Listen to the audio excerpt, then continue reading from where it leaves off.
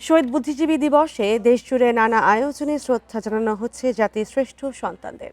সকাল থেকে বিভিন্ন জেলায় স্মৃতিসৌধে শ্রদ্ধা জানায় সর্বস্তরের মানুষ। খুলনায় রাত 12:01 গল্লামারী স্মৃতিসৌধে ফুল দিয়ে শ্রদ্ধা নিবেদন করেছে মহানগর বিএনপি সহ বিভিন্ন সংগঠন। সকাল 8টায় রাজশাহী বিশ্ববিদ্যালয় শহীদ বুদ্ধিজীবী স্মৃতি ফলকে শ্রদ্ধা জানান বিশ্ববিদ্যালয় উপাচার্য সহ শিক্ষক ও কর্মকর্তারা।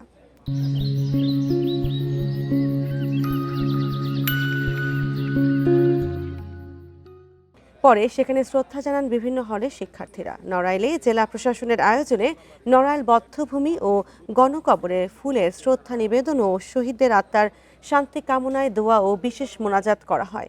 1971 সালে মুক্তিযুদ্ধের শেষ সময়ে পাকিস্তানি বাহিনী ও তাদের দোসর রাজাকার আল বদর আল শামসের সদস্যরা বুদ্ধিজীবীদের নৃশংসভাবে হত্যা করে।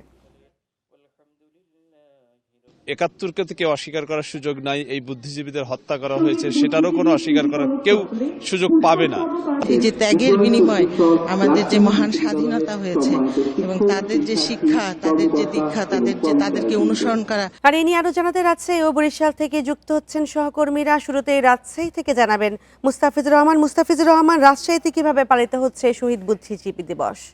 সকাল থেকে, অর্থাৎ আমরা এখন আছি রাজশাহী বিশ্ববিদ্যালয়ের যে শহীদ বেদি রয়েছে সেখানে আছি। সেখানে সকাল আমরা 7টার কিছু পর থেকে দেখেছি এখানে ফুল দিয়ে শ্রদ্ধা নিবেদন করছেন এবং এখানে দেখেছি রাজশাহী বিশ্ববিদ্যালয়ের প্রশাসনের পক্ষ থেকে এখানে উপাচার্য সহ প্রশাসনিক যারা কর্মকর্তারা রয়েছিলেন তারা এখানে পুষ্পস্তবক অর্পণ করেছেন এবং এরপরে আমরা দেখেছি যে রাজশাহী বিশ্ববিদ্যালয়ের শিক্ষক সমিতি থেকে শুরু করে যে অন্যান্য শিক্ষকবৃন্দরা রয়েছেন তারা কিন্তু বিভিন্ন ডিপার্টমেন্টের শিক্ষকবৃন্দ তারা এখানে এসে ফুলের শ্রদ্ধা নিবেদন করে গেছেন। এরপরে কর্মকর্তা কর্মচারী এবং শিক্ষার্থীরা তারাও কিন্তু এসেছেন এবং শ্রদ্ধা নিবেদন করেছেন। এখন মূলত যে বিষয়টি হচ্ছে বা এখন যে আনুষ্ঠানিকতা চলছে সেটি হলো আলোচনা সভা এবং 14 ডিসেম্বর সেদিন কি ঘটেছিল সেই তাৎপর্যটা তুলে ধরছেন এবং এখানে বক্তারা যে বিষয়টি বলছিলেন যে আমরা এর আগে হয়তো ক্ষণে ক্ষণে আমাদের ইতিহাস বিকৃত করার চেষ্টা করা হয়েছে এবং প্রকৃত ইতিহাস মুক্তিযুদ্ধ থেকে শুরু করে মুক্তিযুদ্ধের আগে এবং পূর্ববর্তী এবং পরবর্তী যে ইতিহাসগুলো রয়েছে সেগুলো সঠিক চর্চার উপরে গুরুত্ব আরোপ করছেন এবং তারা একটি কথা বলতে যাচ্ছিলেন যে প্রকৃত ইতিহাস যেন বাংলার মানুষ জানতে পারে এবং প্রকৃত ইতিহাস যেন সেটি নিয়ে যেন গবেষণা করা হয়, চর্চা করা হয়, কোনো পেশি শক্তির কাছে যেন ইতিহাস বিকৃতি না হয়ে থাকে বা যে যার মতো করে ইচ্ছে মতো ইতিহাস বিকৃতি করে তার স্বার্থে ব্যবহার করে এই পন্থা যেন কখনোই আর না ঘটে থাকে বা এই উদ্দেশ্য যেন কখনো না কেউ নিতে পারে সেটি বিষয় নিয়ে কথা হচ্ছে এবং আলোকপাত করা হচ্ছে।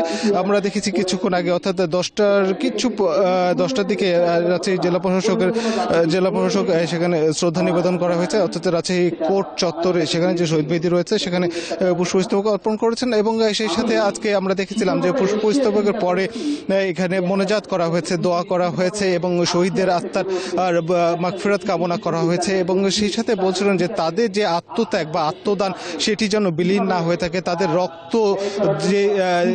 রক্ত যেন বৃথা না যায় সেটি কিন্তু বলা হচ্ছিল। সেই সাথে বাংলাদেশকে আরো বাংলাদেশ যেন ঠিক যেই স্বপ্নে বা যেই উদ্দেশ্য নিয়ে 71-এ মুক্তিযুদ্ধ হয়েছিল, দেশ স্বাধীন হয়েছিল, স্বাধীনতা যেন কখনো খর্ব না হয়ে থাকে, এই শহীদদের রক্ত যেন বৃথা না হয়ে যায় এই বিষয়গুলো কিন্তু এখানে তুলে ধরা হচ্ছে। সেই সাথে কিন্তু সকলের একটি প্রত্যাশায় যে